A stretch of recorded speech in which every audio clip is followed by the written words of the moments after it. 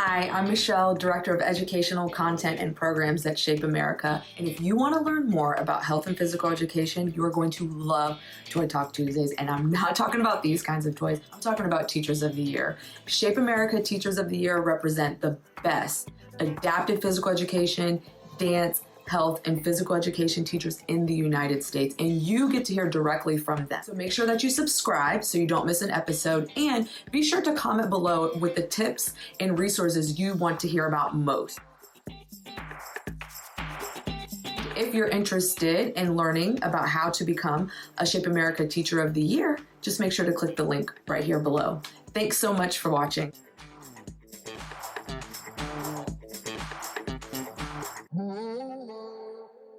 Welcome to Toy Talk Tuesday. My name is Julie Frank. I'm the Executive Director at Spark, and I'm delighted to serve as today's host. Toy Talk Tuesday is a bi-weekly series of interviews about topics in health and physical education with Shape America's National and District Teachers of the Year. Today's segment will focus on social emotional learning and holiday dances, a festive combination. I can't wait. That you can immediately implement in your classroom. I am joined today by Christine and Cindy, and I will give them each an opportunity to briefly introduce themselves. Hi, I'm Christine Kiernan Fisher. I am the 2020 National and Southern District Dance Education Teacher of the Year. I'm coming to you from Greensboro, North Carolina. I'm a middle school dance teacher at Eastern Guilford Middle School in Gibsonville, North Carolina. And I'm Cindi Parise Bosco. I am the 2020 Eastern District Dance Education Teacher of the Year, coming to you from the Winter Wonderland today. And I teach at the enlarged city school district in the high school in Middletown, New York.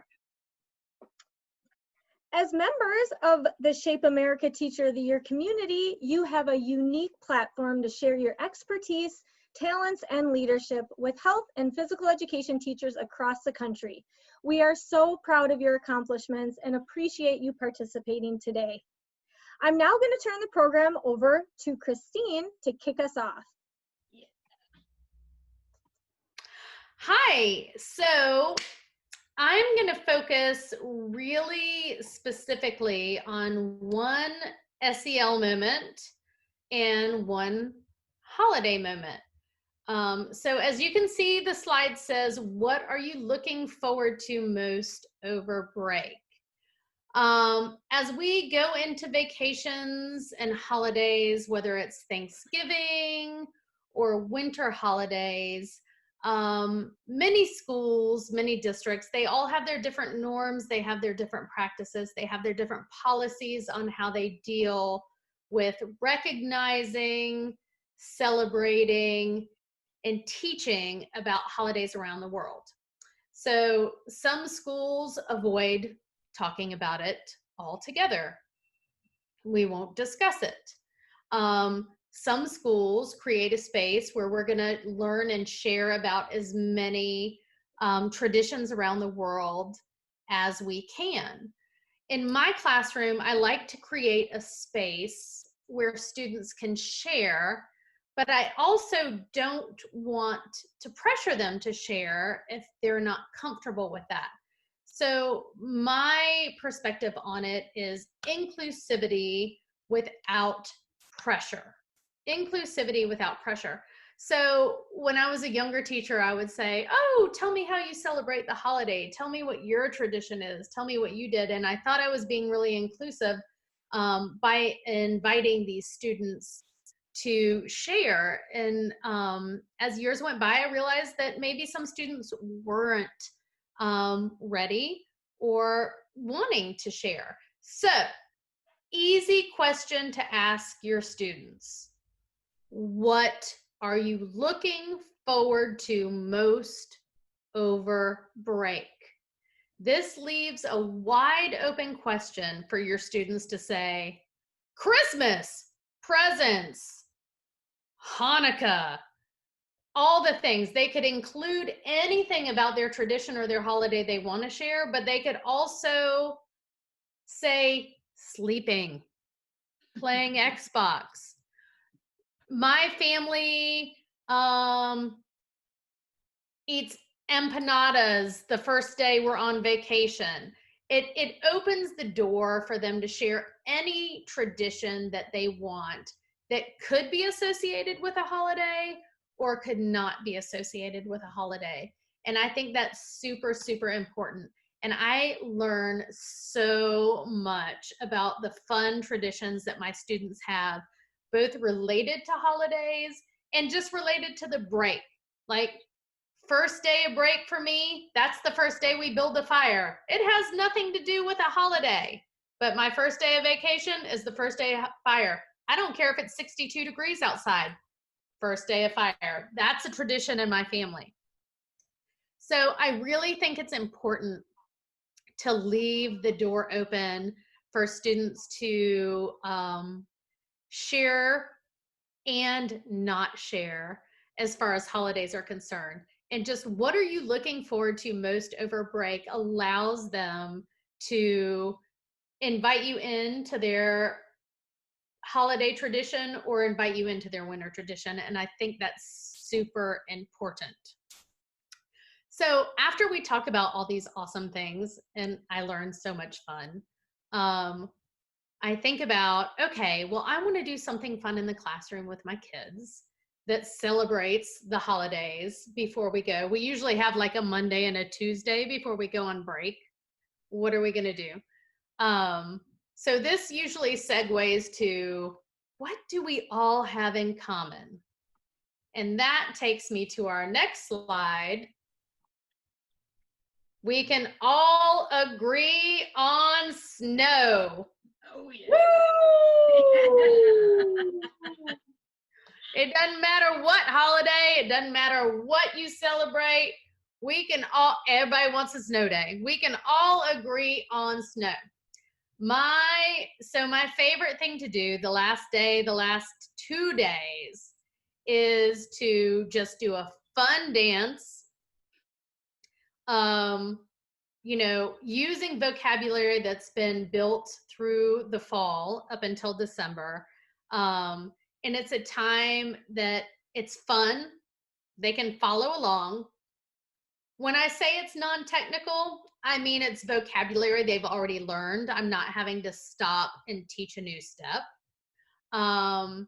We focus on all the aspects of dance. Dance is a celebration. Like, we use it in weddings and we use it in rites of passage. Dance is community building because we've just talked about all of these traditions.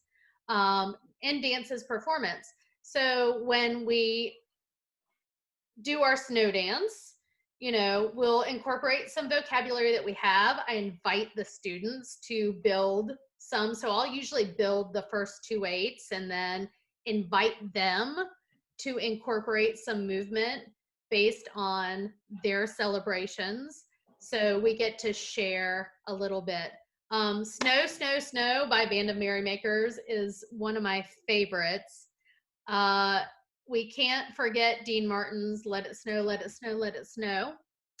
And for the more contemporary, abstract, and non-lyrical, we have Vince Guaraldi, which you would recognize from the Peanuts, the skating, which is great.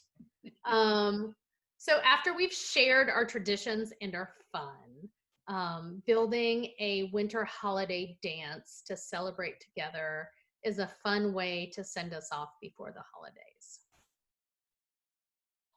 And now I'm going to pass it to Cindi, who I understand has a cane trick for us. So I brought my baton just so I could follow along. Oh, yes. Yes. I caught the cane. I'm here for it, Cindi. Take it away. Thank you so much, Christine. That was awesome. And thank you, Julie, for having us here tonight. Same, a lot of what Christine does with pulling the social emotional learning into our classroom. This is the lesson that I will be doing Monday and Tuesday with my students, because They need a fun dance. And I feel like Jingle Bell Rock, everybody knows Bobby Helms, but I have to give him credit, and it's a great song to dance to. But yeah, you could go to the next slide now. And with the self-awareness that we've been talking about, I actually started talking about this the day we came back after our Thanksgiving break. I felt it a time where I don't want to lose them into, oh, it's getting cold, we're now virtual learning, no more hybrid learning. And some of their emotions when I did their morning check-ins, there was a lot of stress, there was a lot of sad, there was all of this. And I said, well, you know what, we're going to talk about how we can recognize our emotions, and how now in high school we can regulate and be a self-regulation, you know, where every day now I ask them, what color zone are you in? And we go from the blue to the green to the yellow to the red. And if somebody is in one or the other, we make it our mission during class to change our zone. And by the end, when they do their exit ticket, it's really nice to hear how, oh, thank you for letting me just get on my feet and dance. Or, you know, that workout today really helped me. So the self-awareness was something that we really touched on. Self-management is where I'm starting to go with them, because I feel like they really need to adhere to some deadlines, but in a way that, you know, just organizational skills, self-motivation, you know, how they can express themselves with me. So I've been putting out makeup assignments for them. And there was actually one that we did with yoga poses, because that helped them breathe, that helped them made them feel good during class, and they would change their zone. So I saw, okay, I'm onto something, we're working it. So now taking the self-management, you know, to where they can monitor themselves, and to where they can change their zone and help people in their home also. They have young siblings who are on virtual learning, and they're like, oh, it's so overwhelming. And I'm like, go out and take a walk. You know, sometimes just a little walk. Sometimes just like pause from all the homework and just go run around the yard. I said, it's amazing. I've done a lot of these things. But the dance that I told them that we're going to learn to get ourselves out of one zone, even if they're just in a yellow, which is, oh, it's okay, but you just want to get them into that green zone where they're really happy. I'm going to teach them Jingle Bell Rock. So this is a video that I made in my home, yes, in front of my tree. And actually, I played it yesterday for a few of my students in my choreography class. And it's really interesting to hear the things that they pick up on. Well, with the cane, because I was decorating, I said, oh, let's turn it into a little soft shoe. So I can actually talk you through the steps, but at some point you can like watch the video. I do a little tutorial. But next slide, I think I have steps 1 through 3. Yes. And that snowman, I wish I could have built one today. I was too busy shoveling. Maybe tomorrow I'll get to build a snowman. But the very beginning, I worked the cane with the little steps. It's like a pony step. And then from there, they just are going to like step, and it's really pretty basic and easy. Well, then I want to get them to learn a soft shoe. We're trying to learn different styles and fundamentals of dance, which is a physical education elective, but I do want to give them not just their jazz and their hip hop, and they like a little modern every now and then, but ballet we go into. In fact, I loved your backyard ballet, but right now we would have snow ballet, I think, right now here in New York. But the soft shoe, I teach them how back in the Cotton Club, they used to sprinkle sand on the stage, and then the dancers would actually get the little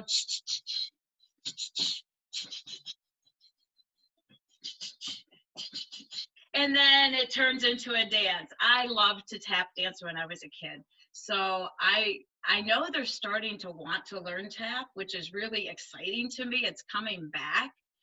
So for them to learn the soft shoe, and grapevine always goes with it. So I get my sports girls, I'm saying just karaoke, and then they karaoke with the grapevine and they get that really good.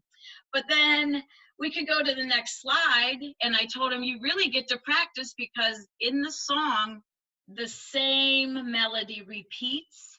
And so they repeat steps 1 through 3.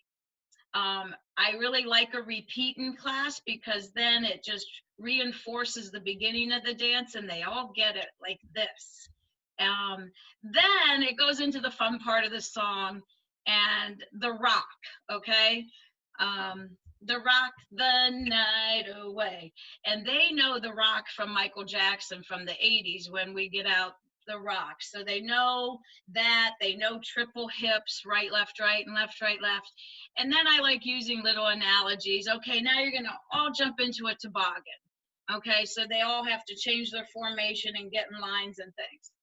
Well, and then I give a little bit of the tap with the cramp rolls, and I want them to be like a horse because in the music, that's what it sounds like. And so that's another question in the Google quiz at the end. And what animal do you get to be like in this dance? So there's a few things that just cognitively, if they really do it, I give them 15 minutes. It's a 3-minute video. I said, you're going to have a chance to watch it 3 times, come back to me, and then I polled them on a few questions.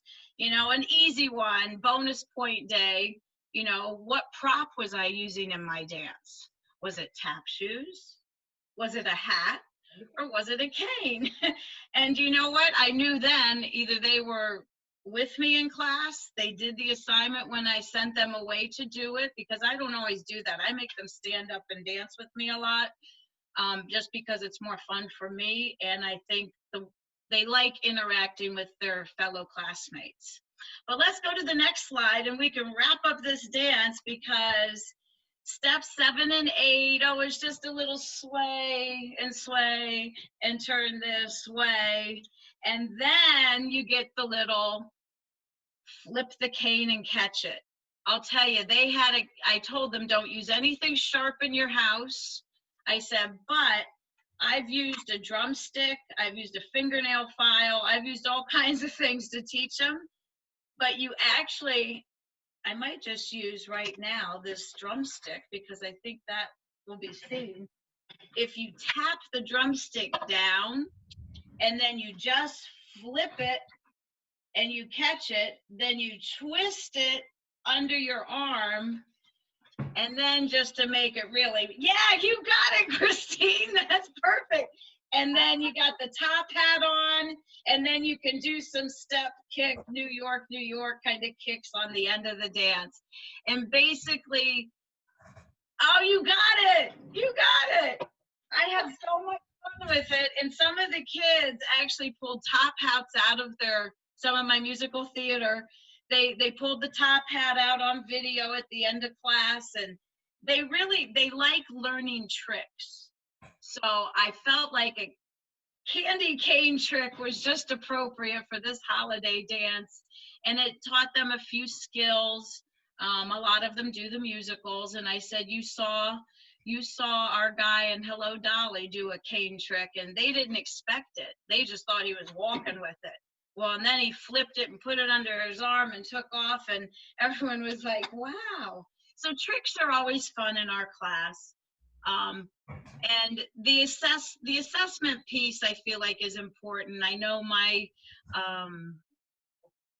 my school really is trying to make it so that they know what to expect. You check in, you do some lesson, you have some discussion, and then you have an exit ticket before you leave.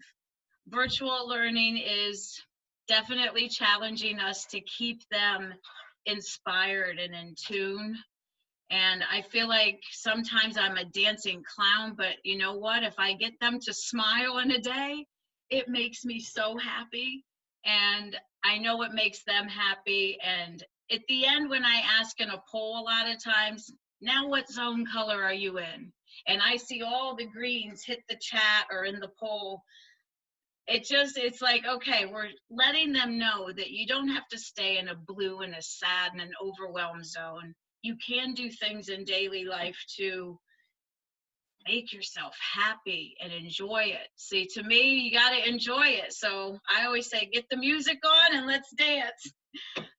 But I think that, I hope you try it. I hope everyone tries Jingle Bell Rock one day. There's some notation for you. I explain it to my class because my choreography class is learning how to do that.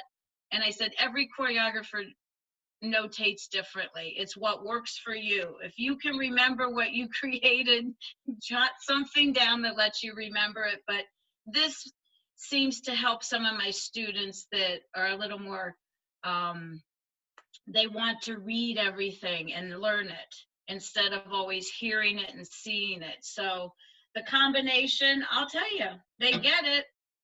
And I feel like I can stop there on that have fun note, and I can wish everybody a very Merry Christmas and a happy 2021. Right? Because we need a little change now. Yes. I hear you. I love the passion that you both bring. I want to be in your classes. So as we close here today, on behalf of Shape America and the Shape America Teacher of the Year Partner Network, thank you, Christine and Cindi, for sharing these ready-to-use tips and tricks. Be sure to visit www.shapeamerica.org to check out our bi-weekly Toy Talk Tuesday segments for more great resources from our Shape America Teacher of the Year community. Watch at Shape_America, at SparkFizEd, at Gopher Sport, at WellTrain_CO, and at GW Publisher to share ideas for future Toy Talk Tuesday topics and themes. And as always, any questions you may have for our Shape America Teachers of the Year. Have a healthy and active day. Awesome. Happy holidays, everybody. Happy holidays. Bye-bye. Enjoy.